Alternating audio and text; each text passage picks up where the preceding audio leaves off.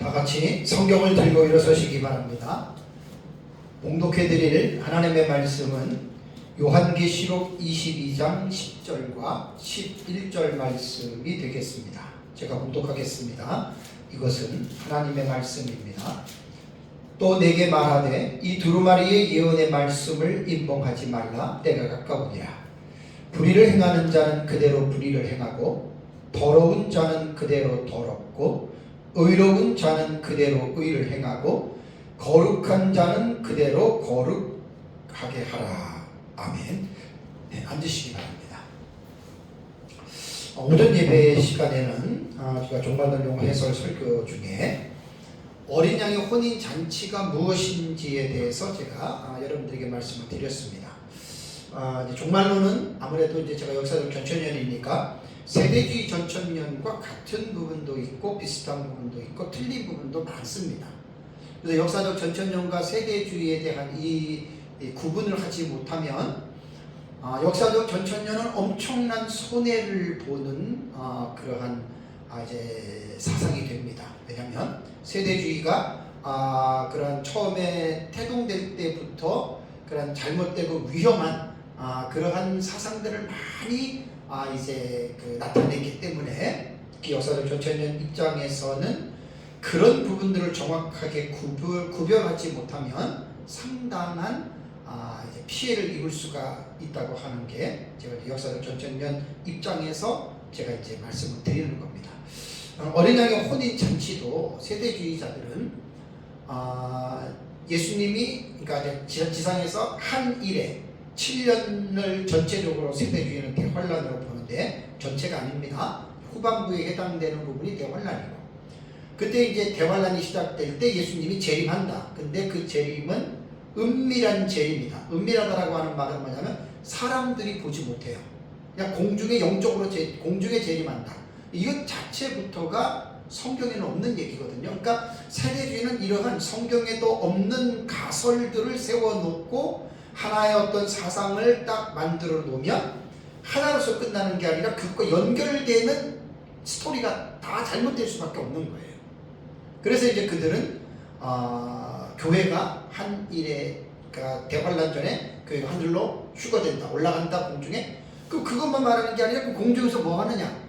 그래서 그들이 말하는 게 계시록 19장에 나오는 어린 양의 혼인 잔치를 거기다가 또 갖다가 붙인 거예요. 그래서 7년 동안 교회는 지상에서는 대환란이 일어나는 가운데에 교회는 공중에서 예수님과 함께 혼인 잔치를 한다. 이거는 이제 세대주의자들이 말하는 것이고, 우리 역사적 전천년 입장에서 또 성경을 볼 때 그렇게 해석은 그거는 언어 도단이고 경강부의 해석이기 때문에 우리는 절대로 그걸 동의할 수 없습니다. 그래서 우리 역사적 전천년 입장에서는 어린 양 혼인 잔치를 우리는 천년 왕국으로 예수님 재림하고 재림할 때 이제 생존 성도들이 이제 공중으로 휴거돼서 유리바닷가에 잠깐 머물다가 이제 지구가 파괴된 지구가 다시 새롭게 재단장이 되고, 그리고 이제 천년왕국으로 내려가서 이제 그 예수님과 성도들이 천년 동안 사는 것이 우리는 그것이 어린 양의 혼인 잔치다라고 여러분들에게 말씀을 드렸습니다. 지금 이제 이번 시간에는 신부단장이란 무엇을 말하는가, 그 신부단장이라고 하는 용어에 대해서 제가 이제 설교를 합니다. 왜냐하면 종말론을 이해하고 있는 분들 중에서 신부단장이라고 하는 용어도 종말론의 전문 용어예요. 그래서 신부단장이라고 하는 용어를 많이들 사용을 하거든요. 그래서 제가 이제 텍스트는 오늘 22장 10절과 11절 말씀을 텍스트를 잡고 먼저 요 본문을 여러분들에게 잠깐 말씀을 드린 다음에 신부단장에 대한 부분 연결해서 제가 말씀을 드리도록 하겠습니다. 이제 7 대접을 가지고 그 마지막 7 재앙을 담은 7 천사 중 하나가 사도 요한에게 어린 양의 아내인 새 예루살렘 성을 이제 보여줍니다. 그것이 이제 21장에 나오는 거예요. 21장, 22장에 나오는 건데, 근데 이 천사는 사도 요한에게 이제 예수 그리스도의 계시인 새 예루살렘 성을 보여주기 위해서 보냄을 받은 천사인데, 계시록 21장 9절에서 22장 1절과 5절에 이 본문이 이제 새 예루살렘 성에 대한 그 외부의 모습과 내부의 모습을 보여준 겁니다. 근데 이 천사가 사도 요한에게 마지막 이제 메시지를 전하죠. 마지막 증언을 하는데 10절을 보시면 또 내게 말하되 이 두루마리의 예언의 말씀을 임봉하지 말라 때가 가까우니라 라는 말이 나옵니다. 그러니까 요한계시록에서 사용하는 이 두루마리라고 하는 이 비블리온, 그것은 이제 요한계시록 자체를 말하는데, 이 두루마리, 이 비블리온은 장차 될 일의 예언적인 계시를 담고 있는 예수 그리스도의 계시라고 하는 점에서 중요한 의미를 가지고 있다고 말씀을 드렸습니다. 그러니까 이 두루마리의 예언의 말씀이라고 말을 하는 것은 요한계시록 전체를 말합니다. 그리고 이 요한계시록 전체를 뭐 하지 말아라? 임봉하지 말아라 라는 말입니다. 왜냐하면 요한계시록은 묵시적인 장르가 있고 서신적인 장르가 있고 예언적인 장르가 있다고 그랬죠. 한 책에 세 가지의 어떤 형식을 갖고 있는 거예요. 그러니까 예언적인 의미로 볼 때 이 예언의 말씀을 임봉하지 말라라는 말입니다. 그러니까 덮어두지 말라는 거예요. 감추어두지 말라. 혹은 읽지 못하게 하지 말라는 거예요. 이것만 하나 생각하면 또 내가 하고 싶은 말이 너무나 많아요. 요한계시록은 장차 될 일들에 계셔서 열려진 책이에요. 오픈북이에요. 그런데 이게 감추어지는 것도 아니고 덮여질 책도 아닌데, 저도 사실 이제 요한계시록을 깨달은 지가 뭐 그렇게 오래되지 않기 때문에 많은 그리스도인들이, 많은 그 목회자들이 사실 요한계시록이 있어도 거의 이 내용이 무엇인지를 이해하기가 어려운 가장 난해한 책이에요. 이게 현실이에요, 현실. 저도 뭐 겪어봤기 때문에 또 가르쳐 보기 때문에 아는데, 그러니까 이거는 임봉될 책이 아니에요. 그래서 어떤 때에는 저도 옛날에는 그랬잖아요. 요한계시록은 어려운 책이기 때문에 함부로 풀면은 위험하기 때문에 여러분 절대로 함부로 보지 마요. 이거는 임봉하는 거예요. 그게 목회자가. 그러니까 목회자는 성경을 가르치는 사람이잖아요. 하나님의 말씀을 가르치는 사람인데, 입맛에 따라서 내가 아는 것만 가르치고 모르는 건 그게 아니고 다 가르쳐야 되거든요. 그게 목회자가 성경을 연구하고 가르치는 입장이기 때문에 정말 성경을 연구하는 게 목숨처럼 여겨야 되는 거예요. 그런데 정말로는 배우기가 너무 힘들어요. 그러니까 이 요한계시록은 임봉될 책이 아니에요. 부지런히 교회 사역자들이 읽고 연구하고 그 다음에 기록된 말씀을 성도들에게 부지런히 가르쳐서 전하는 자나 가르치는 자나 이 예언의 말씀을 읽고 듣고 그 가운데서 기록된 것을 행하는 자가 복이 있다고 말씀한 것처럼 피차가 이 종말의 계시를 읽고 연구해서 순종할 때 그래야 여러분 복이 있다라고 하는 말입니다. 임봉하면 안 돼요. 그러니까 이 1차적인 책임은 교회의 사역자들에게 있는 거예요. 목회자들이 연구해서 반드시 성도들에게 가르쳐야 돼요. 가르치지 않으면 성도들이 어떻게 이 어려운 말씀을 여러분 알겠습니까? 그러니까 이제 가르치는 입장에서 모르니까 그냥 패스 넘어가고, 저도 옛날에 1장, 2장, 3장, 21장, 22장만 사실 설교를 했지, 그 6장부터 그 중간에 있는 거는 그게 사실 요한계시록의 계시의 중요한 내용인데 모르니까 그냥 넘어가는 거예요. 자, 왜 이 두루마리 예언의 말씀을 임봉하지 말아라 라고 말을 한 줄 아세요? 때가 가까우리라라고 10절에 말을 했죠. 여기에서 때가 가깝다라고 하는 말이 있습니다. 때라고 하는 이 시간적인 이 단어는요, 오전에도 말씀을 드렸지만 세 가지의 용어가 있습니다. 세 가지의 헬라어에서는 용어가 있는데, 카이로스라고 하는 이 때는 특정한 시간과 때입니다. 특정한 시간과 때를 가르칠 때 카이로스라고 하는 단어를 썼어요. 그러니까 어떤 결정적인 어떤 순간들이죠. 어떤 결정적인 시점. 요게 이제 뭐냐면 인간의 카이로스가 있을 수가 있고 그 다음에 하나님의 카이로스가 있을 수가 있어요. 인간의 카이로스는 예를 들면 우리가 어떤 결혼을 한다거나 또 부모님이 돌아가셨다거나 아이가 결혼한다거나 이거는 때 중에 특정한 때를 말하는 거예요. 그래서 여기서 때가 가깝다고 하는 말은 이 카이로스 때를 특정한 때를 말합니다. 이 카이로스 말고 그 크로노스라고 하는 때, 그 시간이 있어요. 이 크로노스라고 하는 이 시간은 뭐냐면은 물리적인 시간이에요. 이거는 물리적인 시간. 그러니까 우리가 살아가고 있는 하루의 24시간, 그것도 헬라어에서는 시간을 저렇게 사용을 합니다. 그 다음에 영원한 시간은 아이오니오스라고 그랬죠, 그죠? 아이오니오스라고 하는 이 단어예요. 아이오니오스라고 하는 이 단어는 아이오니오스라고 하는 이 단어는요, 영원한 시간이에요. 영원한 시간. 그러니까 헬라어에서는 똑같은 시간이라도 그 시간을 분명하게 의미에 따라서 단어를 사용하는 거예요. 예를 들면 사랑 같은 경우도 아가페, 에로스, 필레오, 그 다음에 뭐죠? 스토울게. 이렇게 사랑도 탁탁 구분해서 쓰듯이 헬라어에는 여러분 이렇게 씁니다. 그러니까 때가 가까웠다라고 하는 말은 뭐냐면 이런 때를 말하는 게 아니에요. 카이로스예요.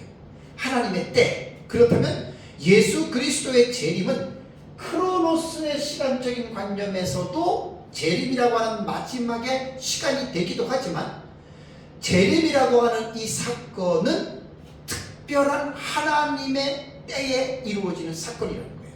그러니까 예수님의 재림을 예수님 하늘로 올라가실 때에 내가 속히 오리라 그랬잖아요. 속히 온다. 빨리 온다 그랬잖아요. 2000년이 지나도 않았어요. 그거를 사람들이 이 크로노스라고 하는 물리적인 시간으로 생각하는 게 2000년이지 하나님의 때인 카이로스라고 하는 때로 생각하면 1000년이 하루밖에 안 되는 거예요. 그러니까 우리가 성경을 읽을 때에도 이 하나님의 말씀이 특히 원어라든가 이 또 말씀을 통해서 신학적인 해석 같은 이러한 해석을 모르고 무조건 우리가 이렇게 성경을 보면 이거 이해가 안 되는 거예요. 그러니까 하나님의 카이로스의 시간은 인간의 크로노스의 시간하고는 차원이 달라요. 그래서 하나님은 1000년을 하루같이 하루를 1000년같이 생각한다 그랬잖아요. 그러니까 예수님의 재림은 크로노스의 시간의 개념에서 예수님의 재림을 생각한다면 너무 오래 2000년 동안에 그러니까 예수님이 내가 속히 오리라 내가 속히 온다라고 하는 타퀴라고 하는 퀴클리 부사잖아요. 빨리 온다. 2000년이 지나도 않았잖아요. 그러니까 우리 인간은 이 하나님의 때라고 하는 카이로스에 대한 하나님의 의도를 모르고 인간의 크로노스의 시간을 갖고 보니까 이게 예수님이 곧 온다고 해놓고 아직도 안 오네. 그러니까 하나님의 말씀에 대한 기본적인 의미에 대한 이해가 없기 때문에 여러분 그렇습니다. 그러니까 우리는 물리적인 시간인 크로노스의 시간을 살아가면서 그것이 1000년이건 2000년이건 만년이건 상관없어요. 그 시간대를 살아가면서 중요한 것은 이 때는 뭐죠? 하나님의 때 카이로스입니다. 그 카이로스의 때를 우리는 기다리는 거예요. 그리고 우리는 하나님의 카이로스 때에 예수 그리스도의 재림을 통해서 천년왕국이 이루어지고 그 다음에 하나님의 영원한 나라인 아이오니오스라고 하는 영원한 하나님의 나라의 시간에 여러분 우리는 들어간다라고 하는 사실입니다. 그 다음 11절을 보시면 11절에 그 불의와 더러운 삶을 살아가는 사람들에서 이야기를 하고 그 다음에 의롭고 거룩하게 살아가는 두 사람의 그 삶을 상반적으로 지금 이제 11절에서 교훈하고 있습니다. 먼저 불의와 더러운 삶을 살아가는 사람들에 대해서 한번 볼까요? 자, 이 세상에서 이거는 지금 뭐냐면 천사가 지금 말을 하는 거예요. 7 대접을 가진 천사 중에 그 중에 몇 번째인지 모르지만 그 중 하나가 사도 요한에게 마지막 지금 이야기를 하는 거예요. 이거는 사도 요한의 생각하고는 상관이 없어요. 그 천사가 하는 말이에요. 11절 보면 불의를 행하는 자는 그대로 불의를 행하고 더러운 자는 더럽고 의로운 자는 그대로 의를 행하고 거룩한 자는 그대로 거룩하게 하라. 이 천사가 하는 말이에요. 천사가. 이 구절에서 불의를 행하는 자에 대해서 혹은 의로운 자, 그 다음에 더러운 자에 대해서는 거룩한 자가 어떻게 되나요? 대조되고 있는 거예요. 대조용법으로 사용을 한 거예요. 그러니까 불의를 행하고 이 사람은 그 다음에 더럽고 의를 행하고 거룩되게 하라라고 하는 이 네 동사가 나오잖아요. 그죠? 근데 여러분 이게 동사가 부정과거 명령형입니다. 그러니까 원래 동사가 본래의 동사의 의미를 이렇게 나타내는 동사가 있고, 그 다음에 그 동사를 보조하는, 우리 영어 보조 동사라 그러잖아요. 그죠? 그러니까 여기서 불의를 행하고 더럽게 행하고 의를 행하고 거룩게 행하고, 이거는 지금 본동사는 아니에요. 이거는 어떻게 보면은 부정과거 명령형이기 때문에 이거는 보조 동사의 개념으로 이해를 해야 됩니다. 오전에 제가 어린 양의 그 혼인잔치에 참석하는 자는 세마포 옷을 입도록 허락을 받았다고 했잖아요. 그죠? 그 입도록 허락을 받았다, 그 입도록이라고 하는 그 동사도 그게 뭐냐면은 입도록이라고 하는 그 단어는요, 동사지만 그 동사는 가정법 과거예요. 그러니까 실제적으로 허락했다라고 하는 그 에도스 있잖아요. 에도스가 디도미 동사의 그게 이제 그 수동태거든요. 그게 그래서 수동태란 말이에요. 그러니까 그것이 본동사예요. 허락하셨다라는 것이 본동사고, 입도록이라고 하는 것도 동사지만 그것은 가정법 과거이기 때문에 그걸 다 부정과거라 그래요. 그러니까 쉽게 말하면 보조동사의 개념으로 생각하면 돼요. 그러니까 이 문법적인 의미로 볼 때 여기서 말하는 네 가지의, 조금 전에 말씀드린 네 가지의 단어들은 부정과거형이기 때문에, 부정과거라고 하는 말은 뭐냐면 제가 이제 부정사 같은 거 해석할 때 직설법에서 시제에 해당되는 거 말을 할 때 직설법에서만 시제가 형성이 되고 나머지 법에서 특히 과거 같은 경우는 그거는 단호함이나 단회적으로 해석하라고 그랬죠. 그죠? 그러니까 이게 지금 부정과거 명령형으로 지금 이게 네 가지가 다 단어들이 되어 있기 때문에 이게 계속적인 진행이 아니라는 거예요. 단회적이나, 여기는 단회적보다는 그 단호함으로 해석해야 되거든요. 그러니까 뭐냐면 불의를 행하는 자, 불의를 행하고 단호하게 행한다는 거예요. 그 다음에 의를 행하는 자는 의를 행하고 거룩한 자는 거룩하다. 이것도 단호하게 행한다는 거예요. 부정과거에 대한 그 해석법이 여러분 그렇습니다. 그러니까 이 부분은 뭐냐면 계속 진행이라기보다는 어떤 고정된 상태를 암시해 주고 있다. 그래서 스위테라고 하는 신학자는 이 구절을 이렇게 해석을 합니다. 과거의 고통이 이미 형성해온 습관에 따라 각 개인의 인격을 고정시키려고 할 뿐만 아니라 변화가 불가능한 시기가 온다고 설명을 했다. 이렇게 그 책에서 말을 하고 있어요. 그러니까 이것은 단호함도 단호함이겠지만 스위테는 이 부분을 단회적으로 해석을 한 거예요. 그게 굳어졌다라고 하는 말입니다. 그래서 한편 회개할 수 있는 기회가 더 주어지지 않고 다른 한편으로 배교에 대한 기회가 주어지지 않는다는 훌륭한 해석을 했습니다. 그러니까 잘못된 사람은 잘못된 걸로 끝까지 살아가고 올바른 사람은 올바르게 절대로 흔들리지 않고 살아가는 그런 뜻이라는 말이에요. 상당히 제가 이 그 해석법을 보면서 부정과거 명령형으로 동사를 아주 제대로 해석한 그러한 해석이라고 제가 생각이 됩니다. 그렇다면 불의를 행하는 자라는 말이 있잖아요. 이 불의를 행하는 자는 불의를 행하고라고 하는 말은 뭐냐면 하나님의 의의 기준인 하나님의 말씀을 자기 스스로가 지키지 않고 그냥 자기 마음대로 하는 거예요.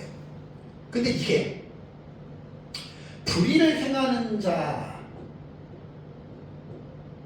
불의를 행하는 자는 불의를 행하고 그랬잖아요. 그죠? 이게 다 능동태로 되어 있어요. 능동태. 잘 여러분 기억해 보세요. 기가 막힙니다. 다음에 더러운 자 있죠. 더러운 자. 더러운 자는 그 다음에 뭐라 그랬어요? 더럽고 더럽게 행하고 그런 말 있잖아요. 이것도 뭐냐면 능동태입니다. 능동태. 그러니까 이게 뭐냐면 부정적인 악을 행하는 자라고 생각하면 돼요. 악을 행하는 자가 이렇게 두 파트로 갈라져서 동사가 뭐라고요? 능동태라는 말이에요. 더럽다고 하는 말은 뭐냐면 도덕적으로 불결한 사람이에요. 그러니까 여기에서 행하는 자는 행하고 더러운 자는 더럽고, 이게 전부 다 능동태란 말이에요. 지금 두 개씩 동사가 행하다라고 하는 말이에요. 그런데 이것은 뭐냐면 불의를 행하고 더럽게 행하는 사람들은 능동태니까 자기들 스스로가 주도적으로 그 일을 하는 거예요. 이게 능동태잖아요. 자기들 스스로. 이 동사는요 정확합니다. 헬라어는 움직임을 정확하게 표현을 했기 때문에 반드시 여러분 이 부분을 봐야 돼요. 그러니까 아까 스웨테가 말한 것처럼 자기들의 삶이 이미 형성된 것이 습관이 된 거예요. 죄 짓고 거짓말하고 간음하고 도둑질하고 이것이 습관화가 돼서 그냥 그들은 그렇게 살아갈 수밖에, 하나님의 특별하신 어떤 섭리와 간섭함이 없이는 죽을 때까지 여러분 예수님 제일 때까지 살아갑니다. 어쩔 수 없는 거예요. 다음에 두 번째는 선을 행하는 자를 두 파트로 말했어요. 의로운 자는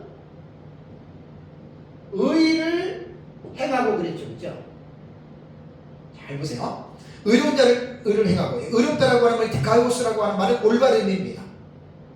하나님의 말씀을 순종하는 것이 올바름이라고 하는 것인데, 여기 보면은 태를 봐야 돼요. 요 태를 보면은 의로운 자는 의를 행하고 의로워지고, 요것이 수동태로 돼 있어요. 수동태. 제가 옛날에 몇 년 전에 연구할 때 참 감명을 많이 받았어요. 여기서 이제 하나가 뭐냐면, 의로운 자는 의를 행하고 할 때, 여기에 보면 행한다라고 하는 말이요, 사본상 차이가 있어요. 자세하게는 말 안 할게요. 저는 스테파노스 사본에 보면은 거기 수동태로 되어 있고, 그 다음에 알렌드판에는 이것이 능동태로 되어 있어요.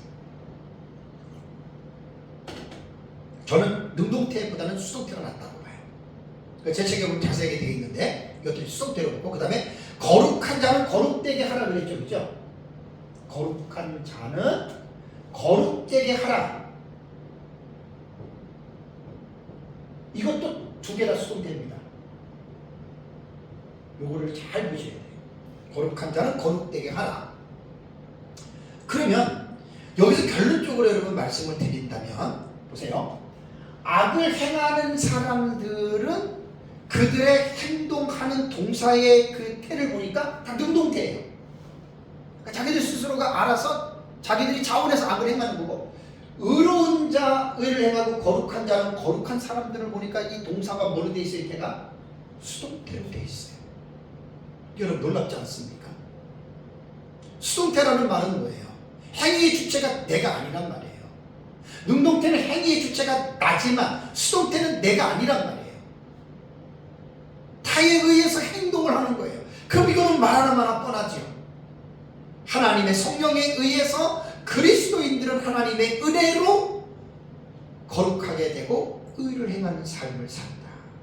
이것이 11절에 나타나 있는 여러분 말씀의 의미입니다.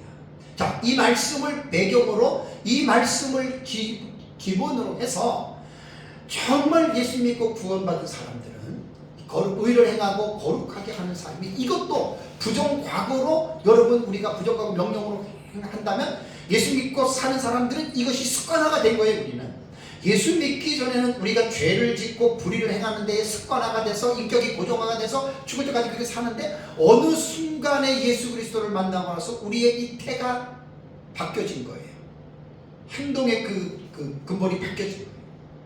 하나님을 위해서 살려고 하는 마음으로 바꿔줘서 그렇게 살아가다 보면 결국은 이 좋은 습관이 우리에게 이것이 형성되는 겁니다. 그래서 이제 22장 11절에 불의를 행하는 자는 그대로 불의를 행하고, 더러운 자는 그대로 더럽고, 의로운 자는 그대로 의를 행하고, 거룩한 자는 그대로 거룩하게 하라. 스웨테가 말한 것처럼 이미 다 굳어진 거예요. 악을 행하다 선을 행하다. 이게 바로 우리 그리스도인들에게 주어진 것입니다. 자, 이런 말씀을 기본으로 해서 신부단장이라고 하는 용어를 제가 여러분들에게 말씀을 드리겠습니다. 자, 신부단장이라고 하는 우리말의 의미는 곧 결혼할 여자나 혹은 갓 결혼한 여자가 얼굴, 머리, 옷차림 따위를 곱게 꾸민다. 이게 신부단장입니다.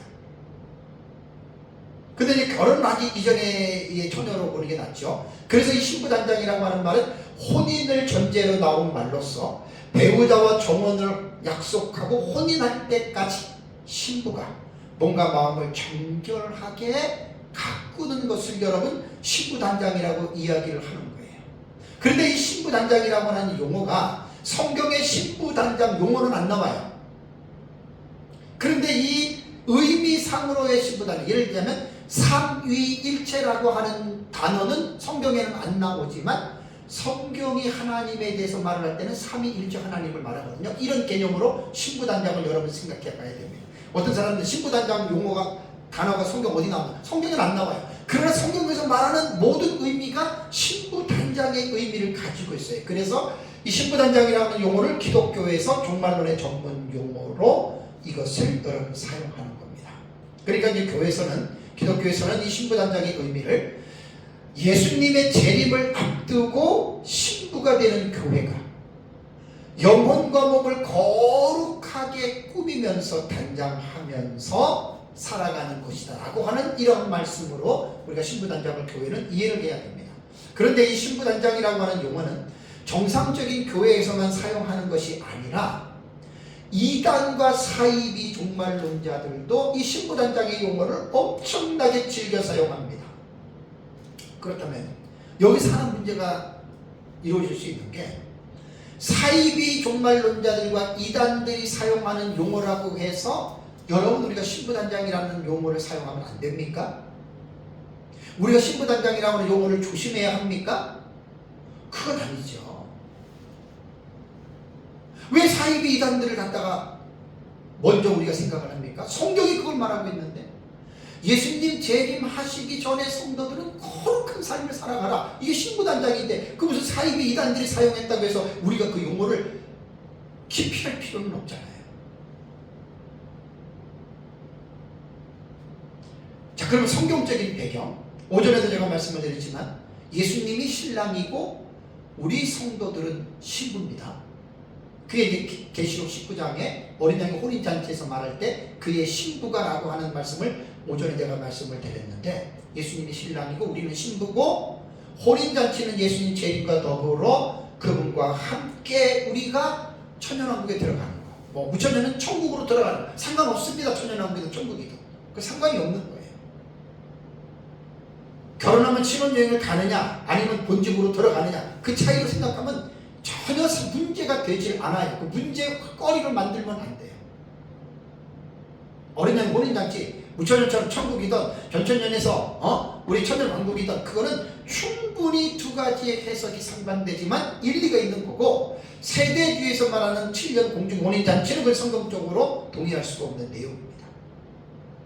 그러면 구약 성경과 신약 성경은 하나님과 그의 백성들을 뭐라고 묘사하는지 볼까요? 신랑과 신부를 묘사합니다. 여러분 이사야서 54장을 빨리 보세요. 이사야서 54장 5절을 보면 이사야서 54장 5절을 보면 이는 너를 지으신 이가 뭐라고 합니까? 내 남편이시라. 그의 이름은 만군의 여호와이시며 내 구속자는 이스라엘의 거룩한 이시라. 보세요. 이스라엘을 지으신 만군의 여호와를 지금 이사야는 이스라엘 백성들에게 하나님이 네 남편이다 이렇게 말하는 거예요. 그러니까 하나님과 이스라엘, 하나님과 택자 이스라엘의 관계를 남편, 그러면 하나님이 남편이면 뭐라는 거예요? 이스라엘 백성들은 신부지요. 다음에 호세아서 2장을 보세요. 호세아서 2장 16절에서 20절을 보면은 16절에 여호와께서 이르시되 그날에 내가 그러니까 이스라엘 백성입니다. 너네가 나를 내 남편이라 일컫고 이렇게 말하잖아요. 뭐 이거는 볼 것 없습니다. 그날에 오전에 제가 설교했던 어린 양의 혼인잔치 예수님 재림 때 너를 이라고 하는 그 이스라엘 백성들은 누구냐? 교회지요. 그러니까 예수 그리스도가 남편이 되는 거예요. 종말론에 대한 감각이 없는 사람들은 어떻게 감히 하나님, 어떻게 감히 예수님이 신랑이 그 성경을 모르니까 그런 생각을 하는 거죠. 20절 보십시오. 20절. 그러니까 19절 내가 네게 장가들어 영원히 살게. 하나님이 이스라엘 백성들에게 말하는 거예요. 구약의 하나님. 19절 내가 네게 장가들어 영원히 살되 공의와 정의와 은총과 긍휼이 여김으로 네게 장가들어. 20절에 신실함으로 네게 장가들리니 내가 여호와를 알리라. 구약 성경에 많이 있어요. 시간상 다는 안 보겠어요. 그러니까 구약 시대에도 하나님이 만군의 여호와 하나님이 이스라엘 백성들에게 나는 너의 남편이야. 그럼 너는 내 아내라는 얘기죠. 자, 신약 성경은 고린도후서 11장을 볼까요? 고린도후서 11장 2절에 바울은 고린도 교회 성도들에게 무엇으로 교훈을 하냐면 고린도후서 11장 2절에 내가 하나님의 열심으로 너희를 위하여 열심을 내노니 바울이 내가 그 다음에 목적어가 누구죠? 너희를 고린도 교회 성도들을 정결한 처녀로 한 남편인 그리스도께 드리려고 중매함이로다. 멋있지 않아요? 표현이? 예수 믿으세요? 남편이란 말이에요. 성도들의 남편. 정결한 처녀로. 여기에서 신부단장의 의미가 다 들어가 있는 거예요. 에베소서 5장 32절에는 작년에 제가 에베소서 뒤에 설교를 할 때 말씀드렸습니다. 5장 32절을 보면 이 비밀이 크도다 나는 그리스도와 교회에 대하여 말한다. 에베소서 5장 그 23절부터가 거기 보면 가정의 규칙의 본문에 대해서 제가 말씀을 드렸습니다. 여러분 가정의 규칙은 남편과 아내에 대한 그것이 원래의 그 원형이 아니에요. 그게 오리지널 폼이 아니에요. 원래의 원형은 5장 32절에 그리스도와 교회입니다. 그리스도와 교회의 관계를 바울은 에베소서 5장에서 뭐라고 얘기를 했냐면 아내와 남편으로 얘기를 했다는 거예요. 그러니까 아내와 남편은 오리지널 폼이 아니에요. 그게 원형이 아니고 바울이 말하고자 했던 것은 에베소서에서 그리스도와 교회와 관계는 마치 이 세상에서 남편과 아내의 관계와 같다. 이렇게 말을 한 겁니다. 그래서 재림하시는 예수님이 남편이 되고 그 다음에 이 지상에 있는 성도들이 아내가 되는, 그래서 둘이 한 몸이 되는, 이것이 에베소에서도 말하는 거예요. 그 다음에 오전에 제가 설교했던 본문 계시록 19장 7절과 9절에 어린 양의 혼인기약이 이르렀고 그 다음에 9절에도 어린 양의 혼인잔치에 청함을 받은 자는 복이 있다. 여기에서 이것도 예수 그리스도가 신랑이고 그의 아내가 성도들이다. 그 다음에 계시록 21장 2절을 보면 또 내가 보매 거룩한 성 새 예루살렘이 하나님께로부터 하늘에서 내려오니 그 준비한 것이 신부가 남편을 위하여 단장한 것 같더라. 거룩한 성 새 예루살렘은 천국이에요. 그것을 신부가 남편을 위하여 단장한 것 같다. 다 신랑과 신부. 신약 성경에는 참 많습니다.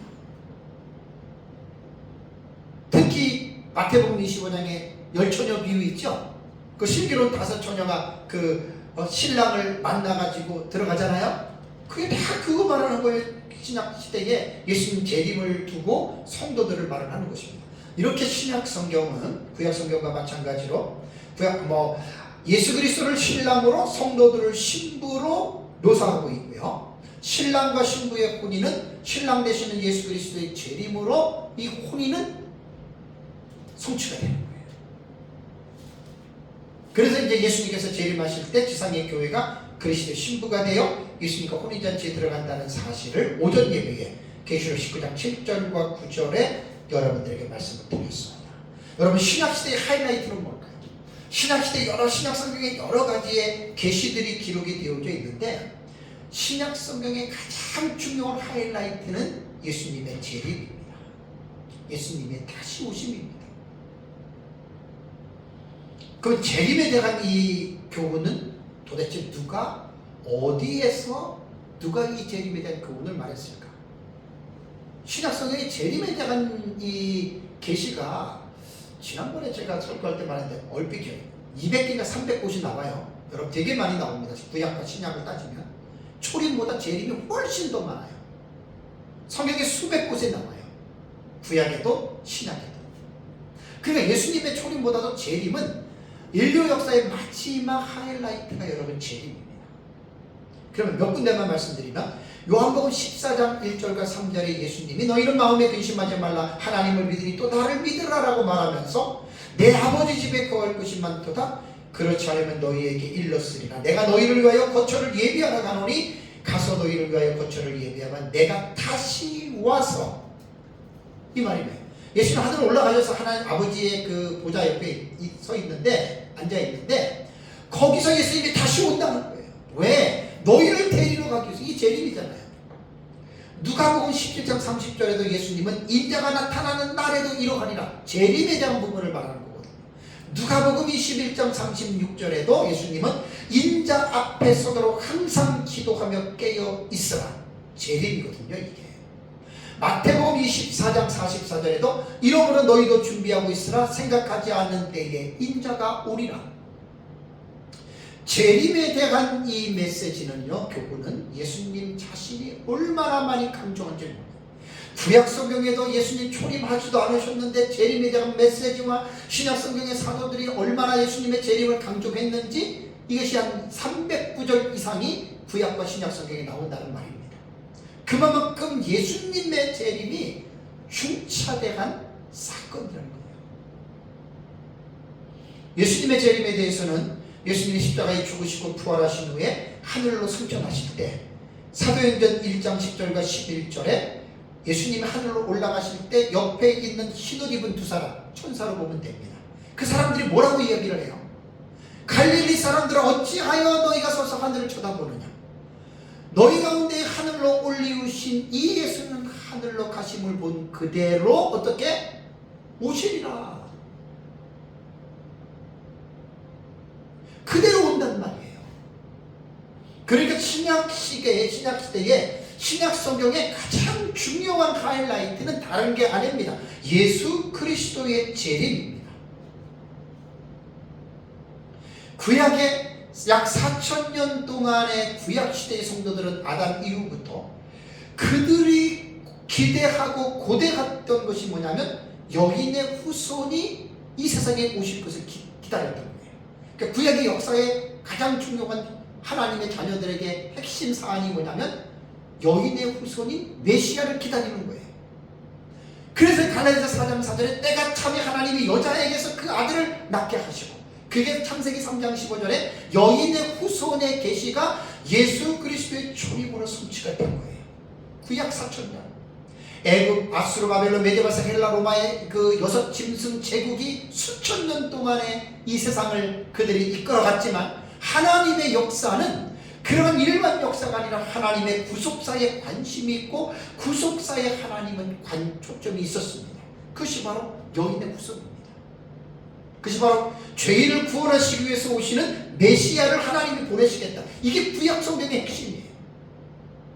그래서 아브라함의 주전 2166년에 아브라함의 출생으로 보는데 예수님으로 말하면 2160살이나 많은 사람이 아브라함이에요. 근데 예수님은 뭐라 그랬습니까? 유대인들에게 너희 조상 아브라함은 나의 때를 볼 것을 즐거워하다가 죽었다 그랬잖아요. 이해가 됩니까? 구속사를 하는 사람들만 이 말씀이 이해가 되는 거예요. 그러니까 유대인들이 돌을 들어가지고 쳐 죽이려고 했잖아요. 네가 무슨 소리를 하느냐? 나이가 50도 안 된 주제에 무슨 우리의 믿음의 조상인 아브라함을 갖다가 들먹이 이렇게 얘기를 하는 거예요. 그러니까 영적으로 무식하니까 그런 거예요. 신약시대 교회의 소망은 뭡니까? 초림에 예수가 오셨습니다. 구약의 소망이 이루어진 겁니다. 그럼 신약의 소망은 뭐지요? 교회가 잘 먹고 잘 살고 즐기다가 그냥 천국 가는 게 교회의 소망입니까? 그거 아닙니다. 신약 교회의 소망은 세컨드 카밍입니다. From heavenly second coming. 하늘로부터 두 번째로 오시는 재림입니다. 이게 신약 교회가 간절히 기도하고 갈망하면서 교회가 갖추어야 할 가장 중요한 자세가 재림의 예수를 기다리는 거예요.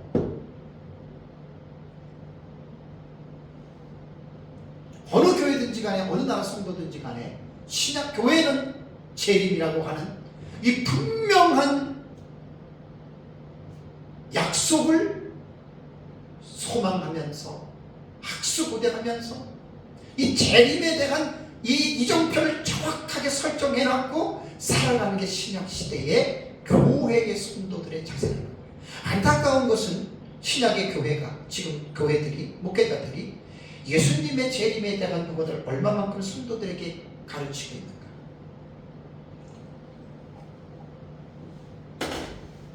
사이비종말론, 이단, 시한부종말론자들이나 예수님의 재림을 외치고 예수님의 재림 앞에 신부단장해야 된다고 외치는데 정상적인 교회들은 옛날부터 그랬습니다. 재림에 대한 기대가 별로 없어요. 한 6.25 전쟁이 일어난 이후에 우리나라 사회가 불안정하고 어렵고 힘들 때, 그럴 때는 재림에 대한 소망을 사회적인 현상으로 볼 때는 많이 갔습니다. 어렵고 힘드니까 하나님 나라. 근데 이제 국민 소득이 약 2만 달러 이상이 넘어가게 되면 사람들의 삶이 부유하고 평안해지니까 하나님 나라나 영적인 데 관심들이 없어요. 이게 통계예요, 통계. 근데 우리나라가 지금 3만 달러 정도의 1인당 GNP가 되는데, 그렇다고 해서 그것 때문에 우리가 기대하고 고대해야 될 예수님의 재림에 대한 이 갈망을 갖지 않는다면 그건 우리 신앙적인 문제가 되는 거예요. 그래서 신약 성경에는 뭐니 해도 가장 중요한 게 뭐니가 아니에요. 예수님의 재림이에요. 이거를 잊어서는 안 돼요.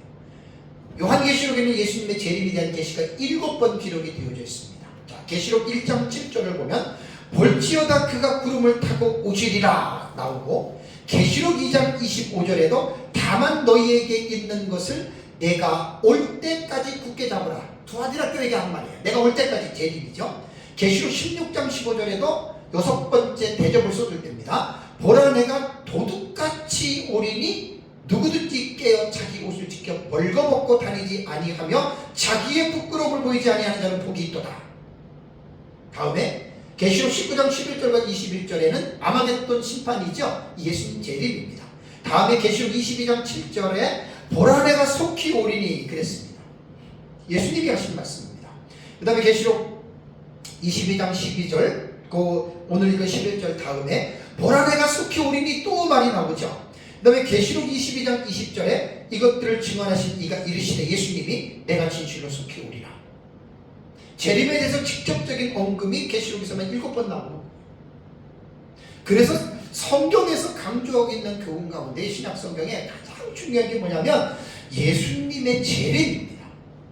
그렇다면 예수님의 재림이 명명백백한 사실이라면, 맞습니다. 가정이 아닙니다. 사실입니다.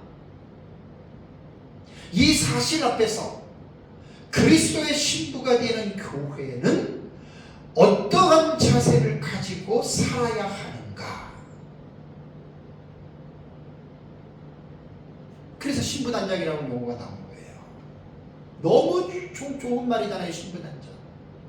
거룩한 삶으로 다시 오실 예수 그리스도는 우리의 신랑이란 말이에요. 성도들의 신랑이란 말이에요. 다시 오실 예수님을 간절히 사모하면서 준비를 하는 거예요. 준비. 어떤 준비? 거룩한 삶이에요. 신부단장하라는 거예요.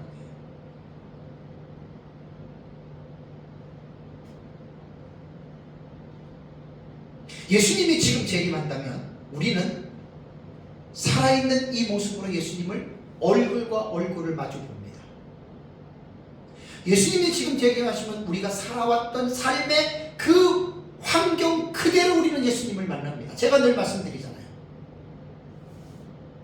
남편이랑 싸우고 아내랑 싸우고 부모와 자식이 원수가 되고 친구와 원수가 되고 남에게 해를 끼치고 해결도 안 하고 그래서 예수님 딱 보면 여러분 어떻겠어요? 부끄럽잖아요. 재림의 신앙을 가지고 있는 사람들은 잘못과 죄를 안 짓는다는 게 아니라 잘못하고 죄를 져요. 우리도. 근데 재림의 소망을 갖고 있는 사람들은 죄를 지면 그때그때 회개합니다. 그때그때 회개합니다. 이게 재림 신앙을 갖고 있는 사람들의 특징이에요. 왜? 오늘 밤에 오실지도 모르는데 남편하고 싸워가지고 아내랑 싸워가지고 각방 아니거든요. 각방 쓰다가 예수님 보면 얼마나 부끄럽겠어요. 서로 사랑하면서 살라고 말을 했는데 부부지간에 싸워가지고 꼴도 보기 싫다 그래가지고 방 따로 쓰고. 그래도 예수님 재림하면 뭐라고 얘기할 거예요? 너희는 서로 사랑하라고 얘기를 했는데. 그 재림 신앙이 바로 그런 거에 구체적으로 여러분들에게 말씀드립니다. 그러니까 우리가 죄를 안 지을 수는 없어요. 죄를 져요. 죄를 진 사람은 그때그때 회개한단 말이에요. 그래 예수님 재림하면은 부끄러움이 없는 거예요. 자, 베드로후서 3장 14절 보겠습니다.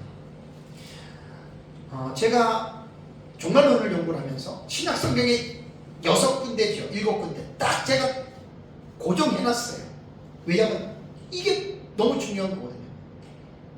여러분들 몇십 번씩 들었던 얘기지만 또 보는 거예요. 왜?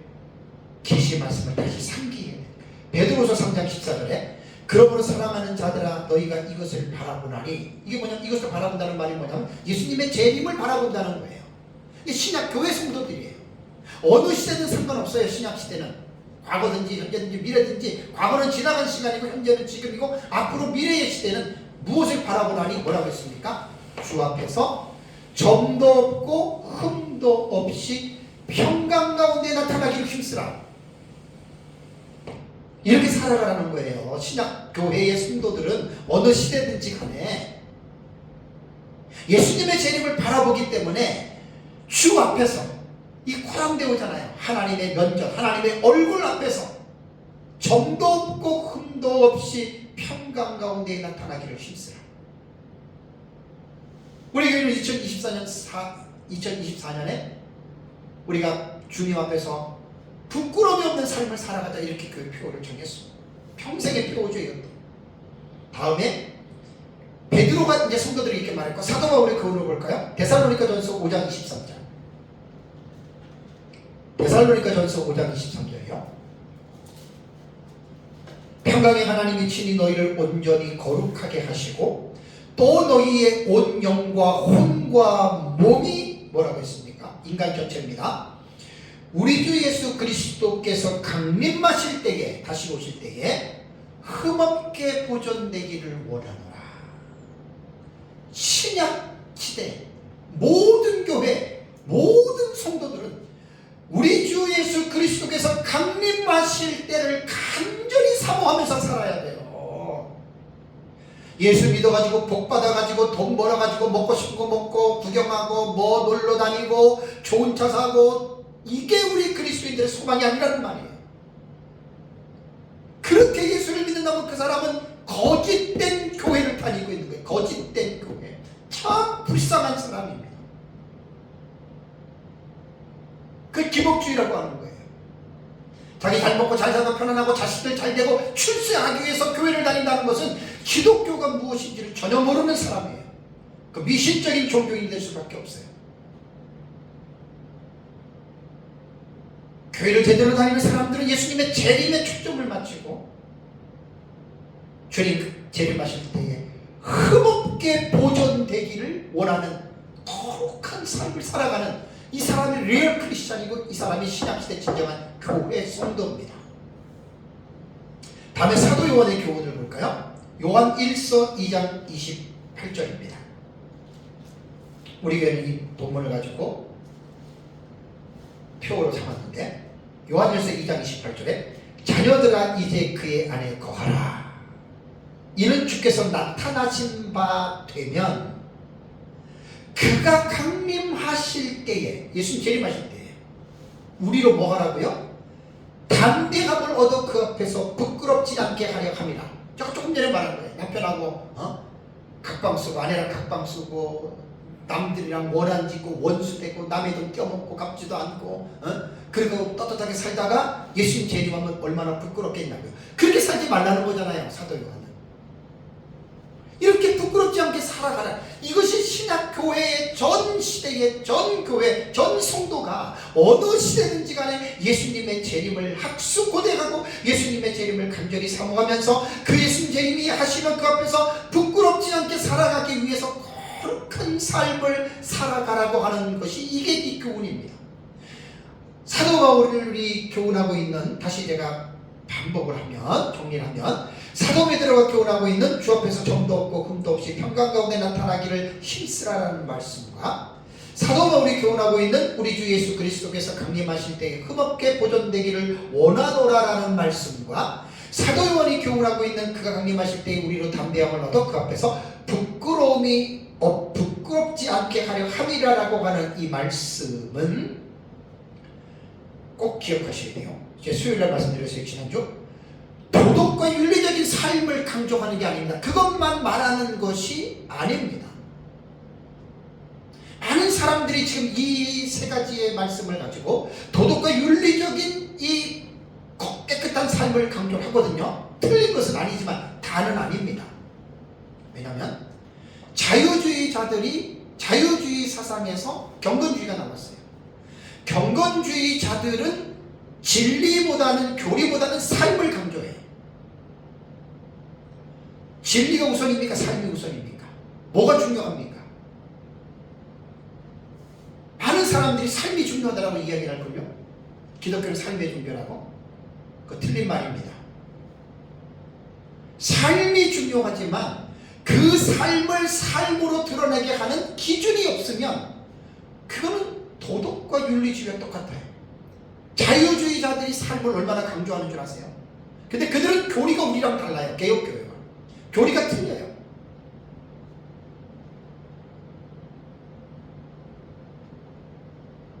그래서 웨스트민스터 신학교를 창립한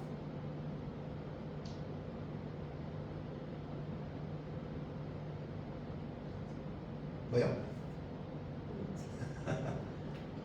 메이첸. 웨스트민스터 신학교를 만든 메이첸이 삶보다는 진리가 앞서야 된다라고 말하는 거예요. 진리가 삶을 드러내야지 삶이 진리를 드러내는 게 아니에요. 이 말을 좀 이해하는 사람들이 너무 적어서 안타까운데 저희 교회 카페에 올려놓은 글들을 잘 읽어보시면 너무 중요한 말이기 때문에 제가 시간상 넘어가겠습니다. 그러니까 거룩한 삶은 도덕과 윤리적인 삶을 말하기도 하지만 그것이 다가 아니고 그것보다 우선하는 것이 도덕과 윤리. 기독교인들은 도덕과 윤리의 기준을 성경으로 두잖아요.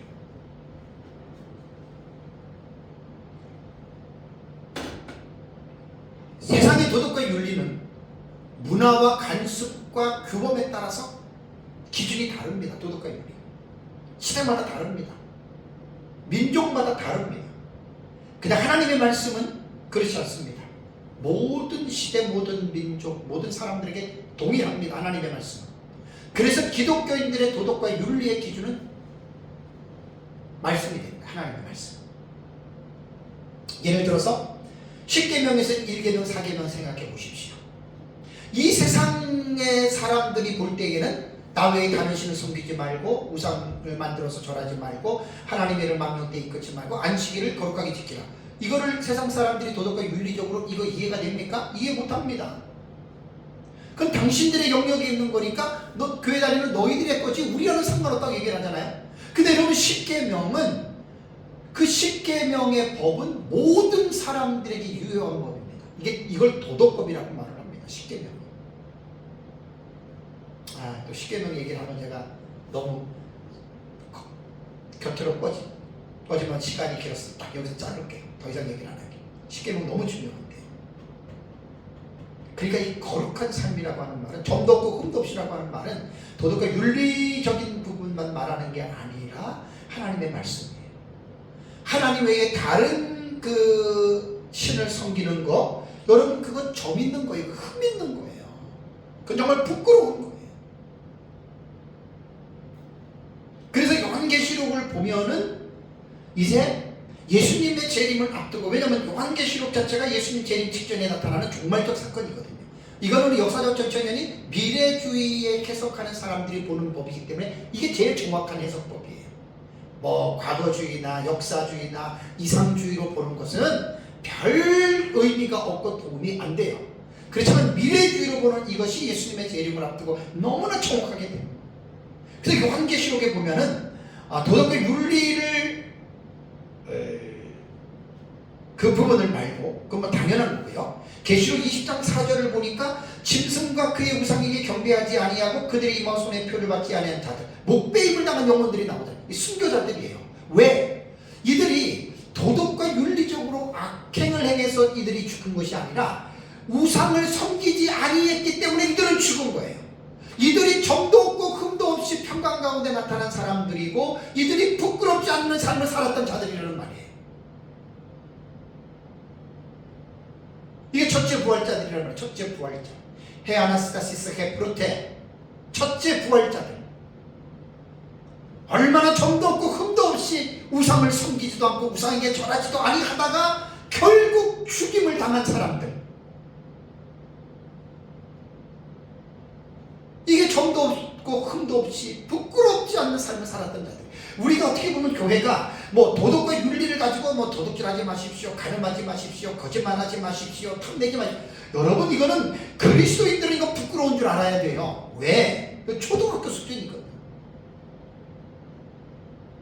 부끄러운 줄 알아야 돼요. 거듭난 사람들은. 우리에게 있어서 하나님이 교훈하시는 것들은 이런 쉽게는 이런 법들입니다.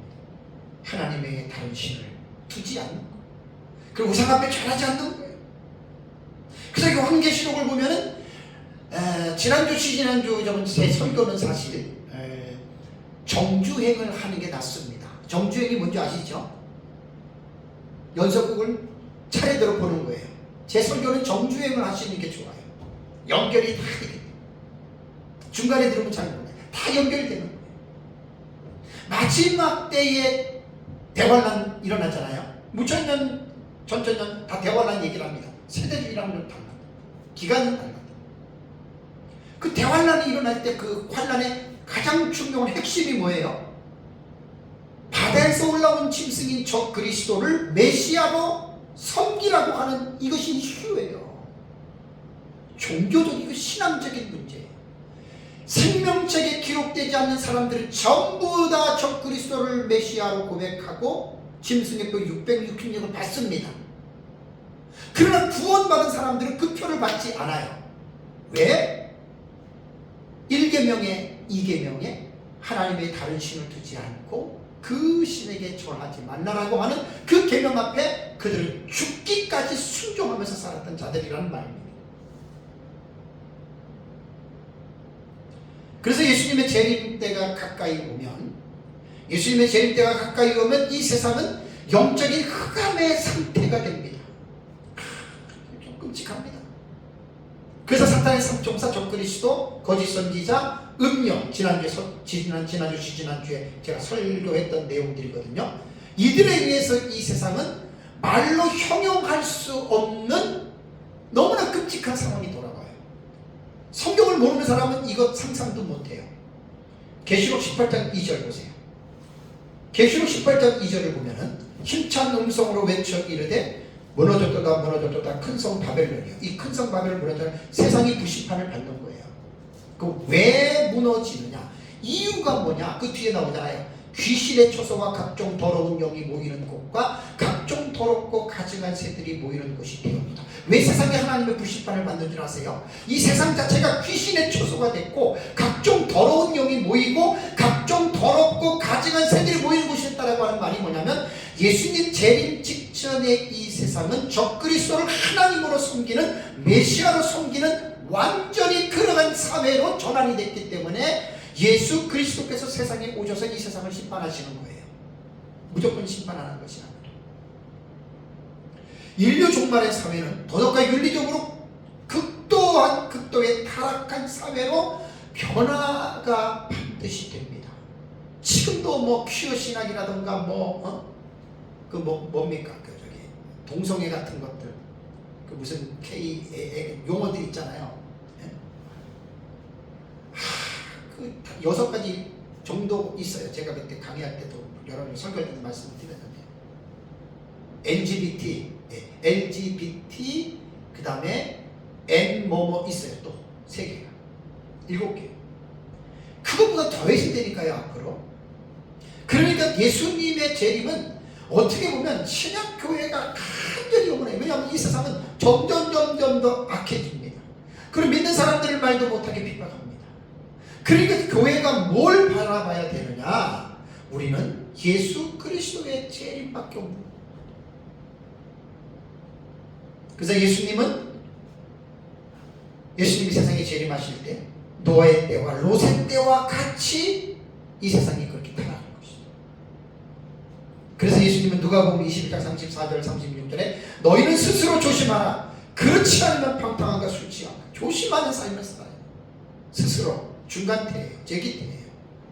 자기 스스로가 조심해야 돼요.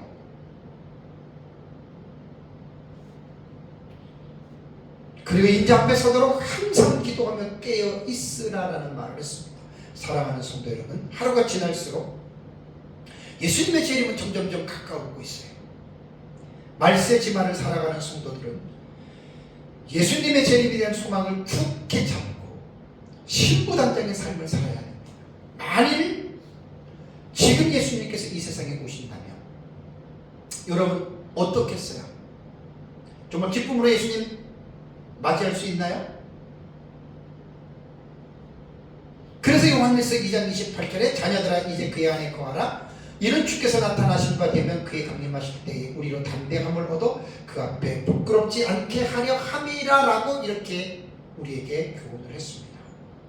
앞에서 말씀드린 대로 신부단장이라고 하는 것은 도덕과 윤리적인 차원에서만 말하는 게 아니라 하나님의 모든 말씀을 순종하는 것이 신부단장이기 때문에 올 한 해에도 앞으로도 예수님의 재림을 간절히 사모하면서 저와 여러분들이 신부단장의 삶을 살아가시기를 주님의 이름으로 축복합니다. 다 같이 기도하겠습니다.